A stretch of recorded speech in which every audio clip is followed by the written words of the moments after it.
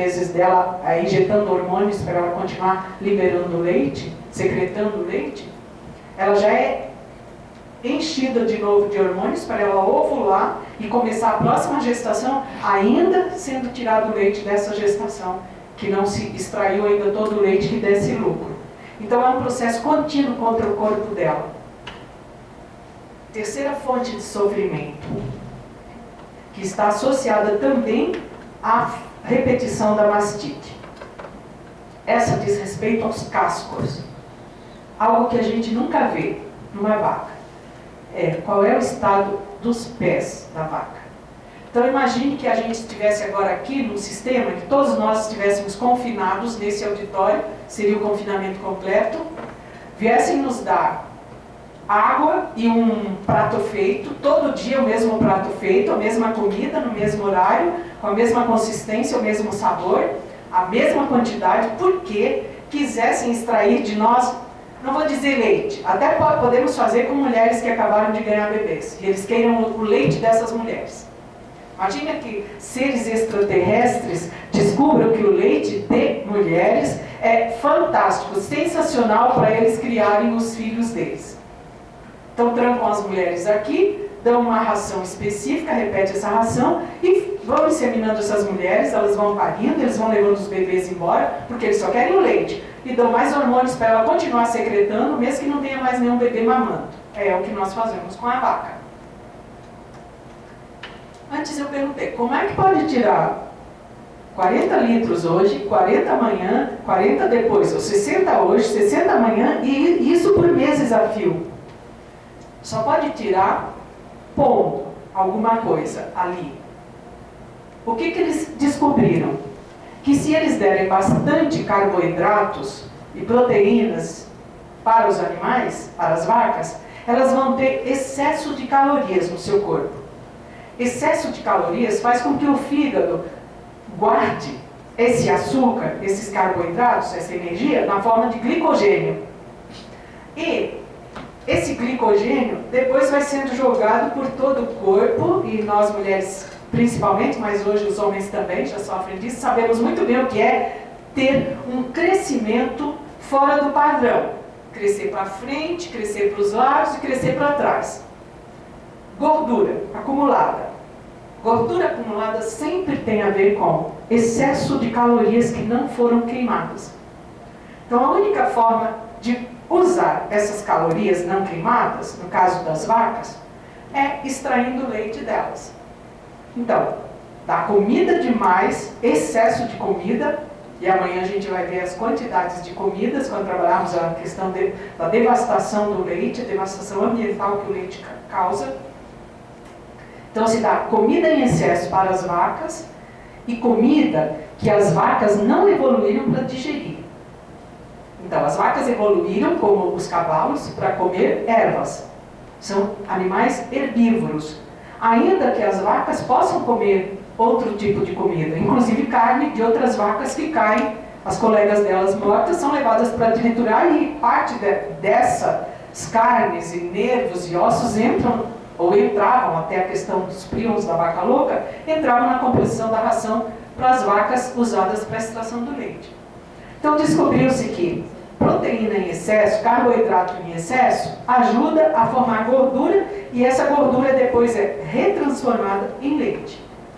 Então, em vez de a vaca comer naturalmente o que ela comeria se estivesse solta, ela vai comer gramíneas, é preciso, porque senão o sistema digestório dela paralisa, porque ela tem a digestão entérica, né? Então são animais com digestão entérica, a digestão por fermentação, tanto que o estômago da vaca tem 4 compartimentos, são 4 movimentos de digestão.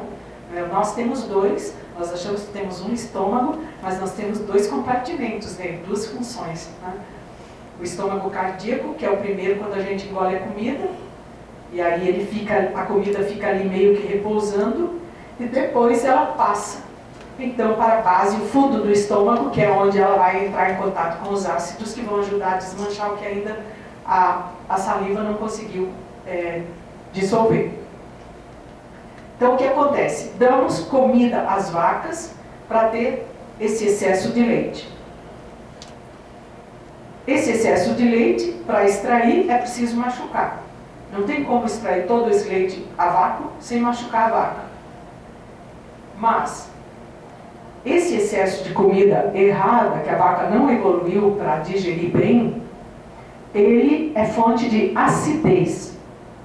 E a acidose presente no estômago, no intestino, vai tornando o corpo mais propenso a inflamar. Isso, quem estuda nutrição humana sabe a diferença entre dietas inflamatórias e dietas alcalinas. Você tem o Alkaline Man lá no Facebook, ele trabalha bem nisso, né? Então, as dietas inflamatórias são dietas acidificantes. A dieta que é dada à vaca para depois extrair todo o leite dela é uma dieta acidificante. Essa acidez, que o corpo dela também não está preparado para se defender disso, vai torná-la mais frágil e mais suscetível à proliferação bacteriana, porque as bactérias se multiplicam em meio ácido. Quanto mais ácido, mais bactérias. Então a inflamação do úbere tem a ver com a dieta a qual forçam a vaca. Mas eu estava falando dos cascos. Então imagina que estivéssemos aqui nesse ambiente, todas nós mulheres presas, recebendo uma dieta altamente acidificada, hormônios para produzirmos leites, e não tivéssemos direito de deitar, nem de sentar. Tivéssemos que ficar 3, 4 ou 6 anos em cima das duas solas do pé. No sistema de confinamento completo, é mais ou menos o que fazem as vacas. Elas não têm como se deitar. Ou se elas têm como se deitar, elas não podem se deitar confortavelmente. O que é o deitar-se confortavelmente? A vaca deita naturalmente, quando ela é livre, solta, ela deita de 12 a 14 horas por dia. Então ela pasta e ela deita. Ela pasta e ela deita. Ela dá de mamar ao bezerro e imediatamente ela deita. Ela está com o úbere cheio. Então, imagina aquele peso. As mulheres podem imaginar aqui o peso e os homens podem imaginar aqui o peso. Um volume aqui embaixo de 1 litro, aqui no meio, né? Louco para tirar aquele peso dali. Ok, tirou o peso. Esse peso ali fez os tecidos distenderem. Esse peso ali pressionou os tecidos sobre os quais o peso pressiona, impediu que esses tecidos tivessem uma irrigação sanguínea e linfática normais, de recomposição. Então, quando a vaca termina de dar de mamar naturalmente, ela se deita. Quando ela se deita, o úbere está livre do peso, porque saiu o líquido que o bezerro mamou, e ao deitar-se, o úbere fica depositado sobre o solo. Esse relaxamento desses tecidos permite a irrigação renovada do úbere. Aí depois ela se levanta e o úbere começa a produzir de novo leite para a próxima mamada do bezerro.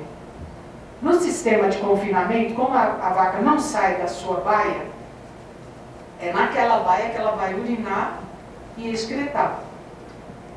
Se o produtor deixa a vaca se deitar confortavelmente, lembrem que a ponta dos tetos, o esfíncter, está inflamado ou até em ferida, por causa da extração do leite a vácuo.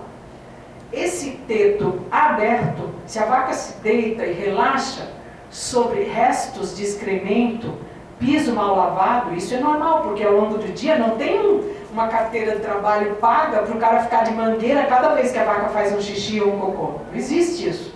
Não existe quem pague, não existe leite que pague um custo desse. Então a vaca fica sobre os seus excrementos. Também as que ficam soltas no sistema de semi-confinamento e cercados, que são abertos ao sol, à chuva e ao vento, mas a vaca está num cercado bem contida, muitas vacas, e elas vão excretando ali. A excreta dela chega até a altura do joelho, até que eles retiram. Então como é que ela vai deitar sobre um poço, uma cloaca de fezes e urina? Ela não vai se deitar, não vai conseguir relaxar. Então ela fica com os pés expostos à sola do pé, à acidez da urina e dos excrementos. Ela fica com a sola do pé pressionada e e atrofiando pelo peso do corpo, porque ela não pode caminhar, né? No pasto ela está caminhando, está andando daqui para lá. No sistema de confinamento, semi-confinamento, ela mal pode se mover. E ela não pode descansar o corpo. Então é cansaço, estresse, dor, ferida e infecção.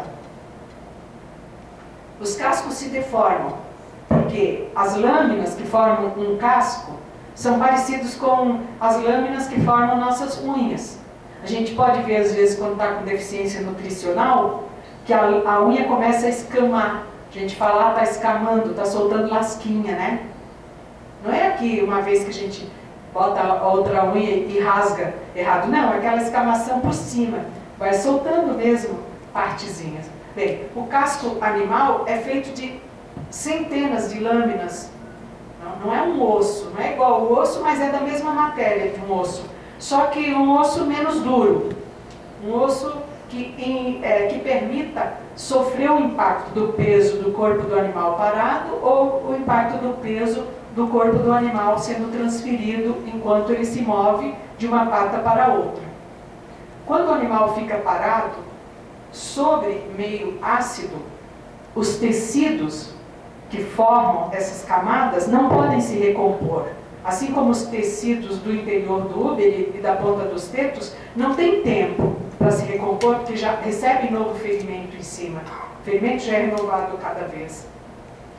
Então, os cascos deformados causam tanta dor à vaca, quanto causam a unha encravada em nós. Quem já teve unha encravada, agora imagine as 10 unhas dos pés encravadas.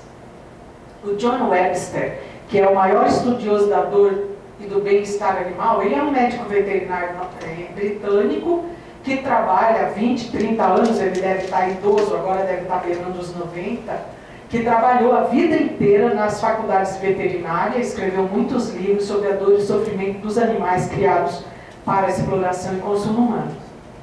Ele fala, as vacas evoluíram, como eu já disse antes, para não gritar de dor, não levantar a pata, porque na natureza, se um animal quadrúpede levanta uma pata do chão e sonda em 3, imediatamente o predador foca nele e vai abocanhá-lo.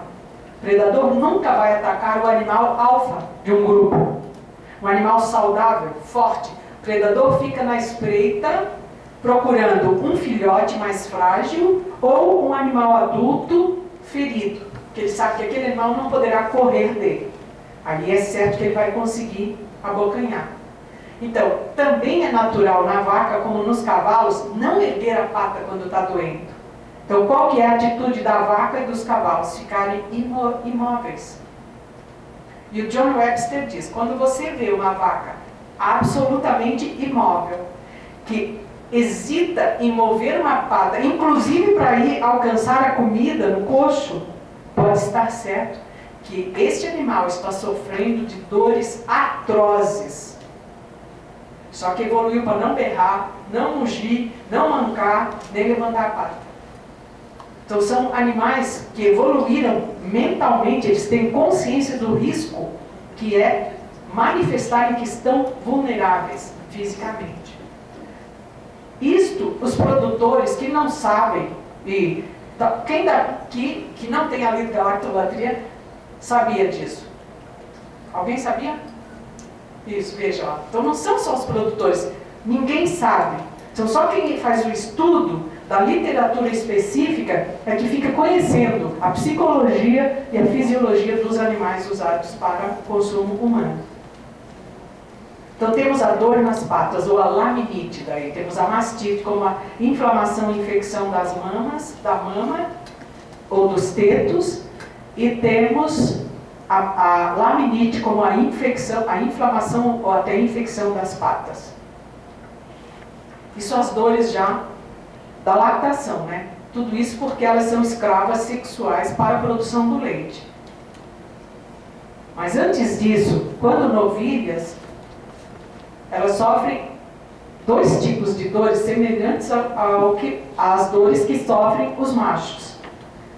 Vocês podem ver nas filmagens dos plantéis de leite né? Aqueles plantéis altamente industriais que se vê só metal, metal, metal, metal, metal, e as vacas ali ordenadas naquela gôndola que vai girando. Você pode ver que só se vê metal, tudo esterilizado, tudo.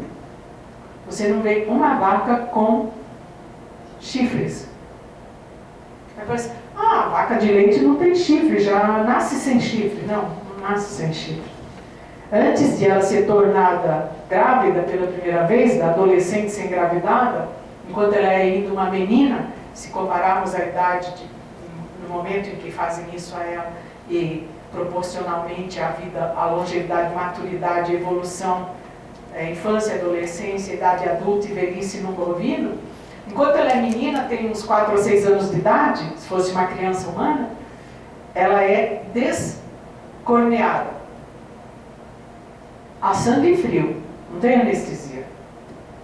Então, arrancam, cortam ou queimam com ferro em brasa o chifre. Esses são lugares com extrema terminação nervosa. Imagine que arrancasse uma unha, nossa, sem anestesia. É mais ou menos a mesma coisa. Tá? Aliás, é conhecido como a tortura chinesa, né, que os presos na China eram torturados arrancando-se as unhas deles em carne viva sem nenhuma anestesia. Era a maior tortura que um humano pode sofrer. Não é? Se é que se pode comparar todas as formas de tortura, né? Então é isso que fazem arrancando os chifres da vaca. Mas não fazem só isso. Alguns plantéis, porque as vacas, por causa da dieta e o fato de elas terem muita diarreia, então o que acontece? Com a diarreia, não tem ninguém para limpar a vaca depois que sai aquela aguaceira dela com fezes, né? Então aquilo fica escorrendo por ela abaixo, escorre até o úbere, escorre até o teto. Na hora de extrair o leite, eles fazem uma lavagem rápida do teto, isso quando é filmado. Eu não sei se fazem sempre, quando não tem nenhuma câmera filmando para documentário, ou para TV, né? A prescrição é que se faça, mas eu duvido de tudo hoje, né? Então, o que acontece? Quando ela tem a cauda natural, com aqueles pelos todos, é o único braço e a única mão que um bovino tem, assim como um cavalo, para espantar as moscas da sua região anal.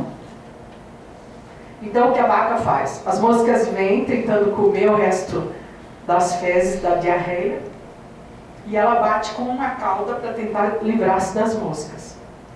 Nesse bater de caudas, ela acaba espalhando mais ainda aqueles restos diarreicos cheios de bactérias. Então ela espalha mais ainda pelo corpo.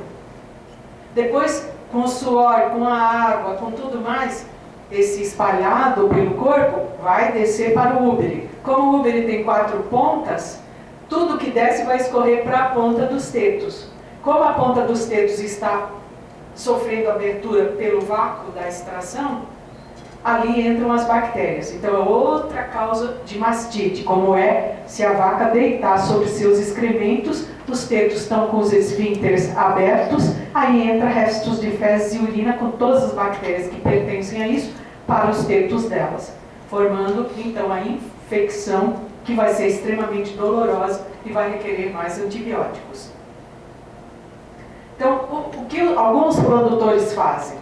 Eles cortam a cauda da novilha que vai ser destinada à extração do leite. Com isso, tiram da vaca a única defesa que ela tem para se proteger de mosquitos no verão ou mesmo de moscas em qualquer estação do ano. Então, são 2 formas de atrofiar, de mutilação que as novilhas sofrem, né? Fora o resto tudo que já foi descrito. Então nós temos sofrimentos de todas as ordens, passando por todas as partes do corpo. Como eu falei, a dieta dada para se poder tirar 20 litros, 40 litros de leite hoje, mais 40 amanhã, mais 40 depois de amanhã, mais 39 depois de amanhã e assim sucessivamente, é uma dieta extremamente calórica e rica em proteínas. Que o estômago da vaca, mesmo tendo 4 funções, 4 compartimentos, não evoluiu para dar conta. Então o que tem que fazer? Tem que dar uma quantidade X do que seria o sólido, essa comida que é baseada em grãos ou cereais, e 4 vezes mais o tanto dessa comida dada em quilos de sólidos tem que dar em gramíneas, em ervas, em plantas. Porque senão não acontece a fermentação. Então só vai acontecer fermentação pela produção bacteriana de tentativa de digerir celulose.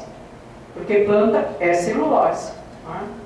Então como a vaca digere bem a celulose, porque há uma explosão bacteriana e as bactérias fermentam, então isso consegue ser tudo desmanchado, então tem que dar 4 vezes planta para 1 vez comida sólida. Soja, feijão, milho, aí se der 1 quilo disso, tem que dar 4 quilos de plantas. E tem que dar 8,5 litros de água por litro de leite tirado do corpo da vaca. Senão ela desidrata. Você tira 40 quilos hoje dela, porque 40 litros de leite equivale mais ou menos, é um pouquinho menos que 40 quilos, né? 40 quilos de leite é um pouquinho mais do que 40 litros, né? Então não pode tirar litros e litros e litros de líquido do corpo do animal, uma parte disso é semissólido, e não repor. Então tem que repor com muita comida e muita água. Isto é uma violência contra o sistema digestório delas. Então, muitas sofrem de diarreias. Sofrem já de fermentação desesperada do organismo para tentar se livrar daquela comida que não está conseguindo ser digerida. Carboidrato demais, proteína demais.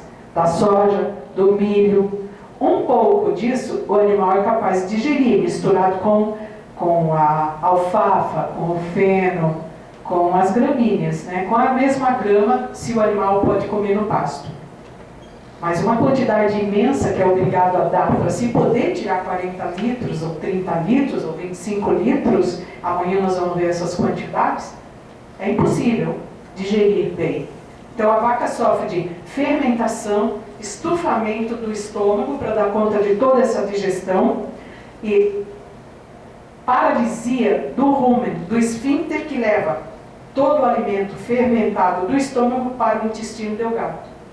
Então, quando esse esfíncter trava, paralisa, toda a comida não passada para o intestino continua fermentando no estômago, porque as bactérias continuam produzindo o desmonte do que tem ali. Isso faz com que o estômago enche, pressione o pulmão e o coração, e a vaca começa a entrar em agonia. Muitas delas morrem por esses gases que trancam e ela não consegue arrotar, não é? Ou soltar os gases, na forma de gás metano, pelo ânus, não é? Que é o maior produtor do efeito estufa no planeta, é a fermentação entérica dos animais usados para a carne e o leite. Né? Se o total, não é, se previu que 18% da emissão de gases para a atmosfera era de responsabilidade dos combustíveis fósseis, né? Mas se omitiu, e depois o World Watch Institute veio a público fazer uma nota enorme de rodapé ao filme do Al Gore, né, porque o Al Gore bota 18%. Né, e o WWI bota 52%. Então nós temos uma produção de efeito dos gases metanos que aumentam o efeito estufa no planeta em função da comilança de carnes e de leites e de ovos. Isso não sou eu quem diz, isso está dito agora, depois do relatório da nota de rodapé ao documentário do Al Gore, que o WWI fez. A ONU, em março de 2010, lançou o seu relatório sobre a vida futura, dieta e sustentabilidade. E a ONU, veja, não é ONG de defesa dos animais, então não é um bando de radicais, como eles gostam de nos chamar, né, nós veganos. Esse é um bando de radicais, a ONU não é vegana. A ONU não é uma ONG de defesa dos direitos animais, e a ONU, os consultores da ONU que fizeram este relatório sobre a possibilidade de vida futura no planeta e a dieta, escrevem explicitamente: não haverá vida futura no planeta em 30 anos. Esta forma de comer matará todos os humanos e todos os animais que estão aí. Porque não haverá, daqui a 30 anos, mais floresta para derrubar, rios para puxar água para a produção de carne e leite, irrigação dos campos e depois o processamento, né? Para vocês terem uma ideia, para processar cada litro de leite comprado no supermercado, para cada litro tirado da vaca, teve que dar 8,5 litros de água de beber para ela. Mas, para transformar esse leite, desmontar ele todinho, como eles fazem, remontar, botar na caixinha e botar no supermercado, foram gastos 868 litros de água por litro de leite. Mas isso amanhã a gente vai ver quando entrarmos na produção dos laticínios, né? Mas hoje é só para adiantar. Adiantar para quê? Para falar do sofrimento digestório das vacas.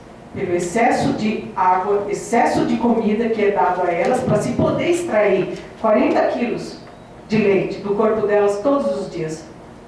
Então, para terem uma ideia, para extrair 40 quilos, a vaca tem que comer 20 quilos de sólidos. Aí é mistura. É soja, é milho. E, para ela digerir 20 quilos de soja, de milho, dos sólidos, ela tem que ingerir 80 quilos de plantas. Então, para tirar 40 litros de leite de uma vaca por dia, ela tem que comer, digerir, dar conta de excretar 120 quilos de comida. Aí nós podemos entender, o sofrimento digestório seria como o que fazemos aos gansos e patos na produção do patê de foie gras. Os gansos são obrigados, e os patos, a ingerir, isso é feito com uma mangueira, porque nenhum animal come mais do que ele pode comer. Só o ser humano continua comendo, e alguns animais, como os cães, se você deixar a ração ali, ele continua comendo até explodir, os filhotes principalmente, porque ainda o cérebro não está preparado para avisar a notícia da saciedade, né? Então nós fazemos o patê de foie gras torturando os gansos e patos, do mesmo modo como fazemos o leite, torturando as vacas, para eles terem um fígado que equivale depois a 2/3 do peso corporal. O fígado tem que degenerar e dilatar. Então, para nós imaginarmos o que estamos fazendo aos gansos e patos para comer patê de foie gras, nós temos que imaginar, se eu tenho 60 quilos e estivessem fazendo o meu fígado engordar para depois transformá-lo num patê, o meu fígado, dos 60 quilos que eu tenho, pesaria 40 quilos. Isso é o que fazemos proporcionalmente ao corpo dos gansos e patos, para conseguir comercializar, de forma a viabilizar os lucros na produção do fígado, do desmonte do fígado doente, atrofiado e degenerado. E é feito isso entupindo o estômago do ganso e do pato com carboidratos. Então é feito uma papa de carboidratos, milho entra muito, que é altamente calorético, e eles ingerem por dia o equivalente que seria para um humano a comer 15 quilos de espaguete todos os dias. Então imagina onde é que o nosso fígado ia parar. A esteatose, que é a doença do fígado gordo em humanos, nada mais é do que o fígado gordo dos patos e dos gansos. Portanto, quem tem esteatose está preparando seu fígado para poder fazer um patê de foie gras, fígado gordo, né? Que não tem a ver com o animal, tem a ver com o fígado degenerado. Então fazemos isso às vacas, só que em vez de atrofiarmos o fígado das vacas, nós retiramos esse excesso por via de hormônios estimuladores na forma do leite. Quando a vaca fica muito doente de laminite, de mastite, de diarreias, ou até morre, 10% das vacas morrem. Há plantéis em que 10% morrem eletrocutadas.